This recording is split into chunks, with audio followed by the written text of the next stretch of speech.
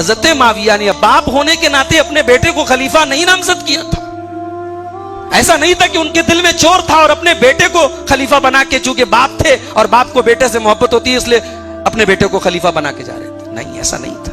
अगर ऐसा होता तो दिमश्क की जामा मस्जिद में जुमा के खुतबे में मिंबर पर खड़े होकर हजरत माविया ने अल्लाह से यह दुआ ना की होती कि अल्लाह, तू जानता है कि मैंने अपने बेटे यजीद को क्यों खलीफा नामजद किया है। अगर मेरे दिल में कोई चोर है, अगर मेरे दिल में कोई खोट है, अगर अपने बेटे की मोहब्बत की वजह से मैं अपने बेटे को खलीफा नामजद करके जा रहा हूं, नॉमिनेट करके जा रहा हूं, तो ऐ अल्लाह तू मेरे बेटे को खिलाफत की उस कुर्सी तक पहुंचने से पहले मेरे बेटे को उठा ले। ये दुआ एक सहाबी, एक बेटे का बाप नहीं कर सकता है मेरे भाई। हजरत माविया ये समझते थे कि हमारे बेटे ही की खिलाफत पर सबका इत्तेफाक होगा और उनके बेटे के अंदर ऐसी कोई बुराई भी नहीं थी। आज जो बुराइयां बयान की जा रही हैं कि यजीद ऐसा था, यजीद वैसा था, शराबी था, जानी था, ये बातें बयान करने वाले इस पर गौर करें कि गोया कि उन 4 लोगों के अलावा बाकी तमाम सहाबे किराम ने एक जानी को, एक शराबी को, एक नाच गाना करने वाले को उम्मत का खलीफा बनने पर वो लोग तैयार हो गए, राजी हो गए। सहाबे किराम इतने हल्के लोग नहीं थे मेरे भाई। सहाबे किराम तो हक के लिए अपनी जान दे देने वाले और सर कटाने वाले लोग थे। हमारा ईमान तो यह है सहाबे किराम के बारे में कि अगर यजीद वाकई में इतने घटिया कैरेक्टर के मालिक होते तो हजरत हुसैन के साथ सिर्फ 72 लोग न जाते। हजरत हुसैन के काफिले में तमाम सहाबे किराम जाते, तमाम ताबईन जाते। रजब के महीने में हजरत माविया का इंतकाल हुआ। यजीद की खिलाफत तमाम इस्लामिक स्टेट के गवर्नरों को हुक्म दिया गया कि यजीद के नाम की बैयत लें।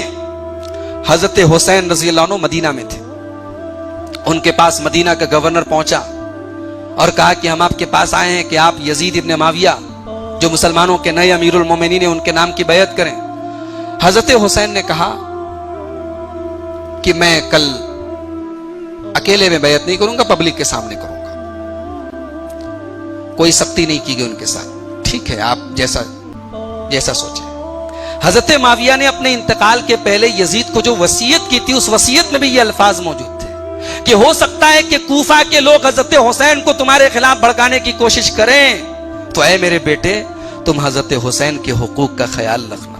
अगर वो तुम्हारे खिलाफ भी आ जाएं तो तुम दरगुजर से काम लेना, क्योंकि वो रसूल के बड़े करीबी हैं, रसूल के नवासे हैं, रसूल के अहले बैत में से हैं। ये हजरत माविया ने अपने बेटे को नसीहत की थी और यही वजह है कि यजीद की तरफ से ऐसा कोई ऑर्डर नहीं था कि हजरत हुसैन के साथ सख्ती की जाए। हजरत हुसैन रज़ी अल्लाह अन्हु ने रात में गवर्नर आया, मदीना छोड़ के मक्का चले गए। रात ही में मदीना छोड़ के मक्का चले गए। कूफा के लोगों को पता चला कि हजरत हुसैन रज़ी अल्लाह अन्हु ने यजीद की बैयत नहीं की है और मदीना छोड़ के मक्का जा चुके हैं। उन्होंने खुतूत लिखे कि ऐ हुसैन इब्ने अली, ऐ नबी के नवासे, इस यजीद की क्या हैसियत है आपके सामने? यहां लाखों की तादाद में लोग आपको अपना खलीफा मानते हैं, आपको अपना इमाम मानते हैं, आपको अपना अमीरुल मोमिनीन मानते हैं। आप कूफा आए, हम सब आपके हाथ पर बैत करेंगे। हजरत हुसैन ने फौरन वो खत पढ़ के एक स्टैंड नहीं बना लिया, एक नहीं हजारों खत आए, पूरी बोरी खत से भर गई। हजरत हुसैन रज़ी अल्लाह अन्हु ने हालात की तफ्तीश करने के लिए, जांच करने के लिए अपने चचाजाद भाई, अपने कजिन ब्रदर हजरत मुस्लिम बिन अकील को भेजा कि तुम जाओ कूफा और वहां के हालात का जायजा लो। मुस्लिम बिन अकील पहुंचे कूफा, वहां के लोगों ने वेलकम किया, इस्तकबाल किया। 30,000 लोगों ने उनके हाथ पर बैयत की। उन्होंने फट से खत लिख दिया, आप चले आइए। इससे एक बात यह पता चली कि हजरत मुस्लिम बिन अकील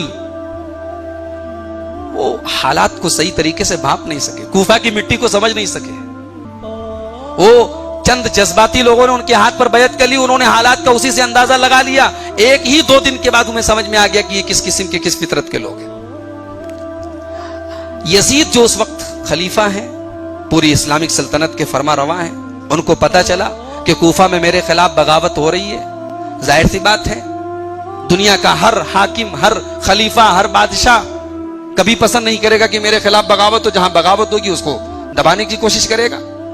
यजीद ने फौरन मदीना के गवर्नर जो उस वक्त एक सहाबी थे नौमान इब्न बशीर रज़ियल्लाहु अन्हु, उनको माजूल करके हटा करके उबैदुल्लाह इब्न ज़ियाद नाम के एक आदमी को गवर्नर बनाया जो इंतहाई सख्त आदमी था। इब्न ज़ियाद पहुंचा कूफा पहुंचने के बाद गवर्नर हाउस में पहुंचा और गवर्नर हाउस में पहुंचकर स्पीच दिया और अपनी स्पीच में कहा, मैं कूफा का नया गवर्नर हूं और अगर मुझे पता चला कि कूफा में कहीं बगावत की खिचड़ी पक रही है तो मेरी तलवार होगी और उसकी गर्दन होगी। मुस्लिम बिन अकील के हाथ पर बैत करने वाले 30,000 लोग कहां गायब हुए पता नहीं चला। गवर्नर की एक स्पीच ने पूरे कूफा की काया पलट दी। बगावत करने वाले अपने घरों में दुबक गए। मुस्लिम बिन अकील कूफा की गलियों में बेसहारा बेयारो मददगार खड़े हैं, कोई उनको बचाने वाला नहीं। और मुस्लिम बिन अकील को बड़ी बेदर्दी के साथ शहीद किया गया।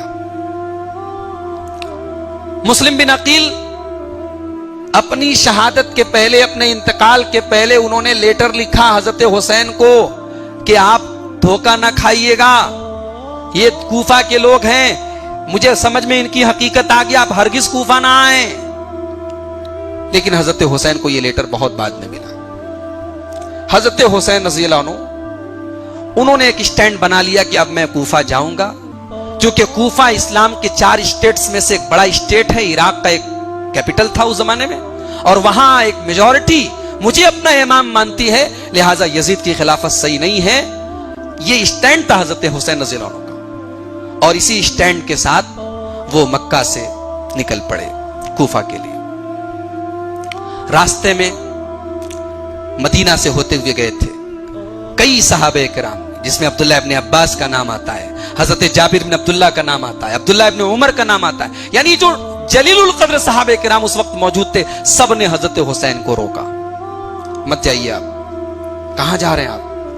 ये वो लोग हैं जिन्होंने आपके भाई को जहर दिया, ये वो कूफा की मिट्टी है जिसने हजरत आपके वालिद मोहतरम हजरत अली को हमेशा परेशान किया जिंदगी भर, और आखिर में हजरत अली को कत्ल करने वाला भी कूफा का इंसान था। इन तमाम लोगों ने समझाया कि आप ऐसा मत करें, आप न जाएं, उनके इरादे गलत हैं, आप परेशान हो जाएंगे, आपके साथ गलत होगा। लेकिन हजरत हुसैन रज़ियल्लाहु अन्हु स्टैंड बना चुके थे, उन्होंने कहा कि नहीं, मैं जा रहा हूं। यहीं से एक बात यह पता चली कि हजरत हुसैन कोई लड़ाई लड़ने नहीं जा रहे थे, कोई हक और बातिल का मार्का नहीं लड़ने जा रहे थे, जैसा कि आज कहा जाता है कत्ले हुसैन असल में मर्गे यजीद था। कत्ले हुसैन असल में मर्गे यजीद है, इस्लाम जिंदा होता है हर करबला के बाद, कहा जाता है। इस्लाम करबला के पहले भी जिंदा था, करबला के बाद भी जिंदा, और कयामत तक जिंदा रहेगा। इस्लाम को कभी कोई खतरा नहीं था, खतरा कभी था तो मुसलमानों को था। इस्लाम सेफ था और सेफ रहेगा। हजरत हुसैन इस्लाम को बचाने नहीं जा रहे थे, और अगर इस्लाम को बचाने जा रहे थे तो फिर आप ये भी मान लीजिए कि जितने सहाबा उस दौर में मौजूद थे, नऊजुबिल्लाह, सब इस्लाम के दुश्मन थे।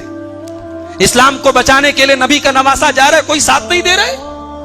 अब्दुल्लाह इब्न अब्बास साथ नहीं दे रहे, अब्दुल्लाह इब्न उमर साथ नहीं दे रहे, जाबिर बिन अब्दुल्लाह जो नबी के टॉप के सहाबे के राम है वो साथ नहीं दे रहे, बल्कि मना कर रहे हैं, मत जाइए आप।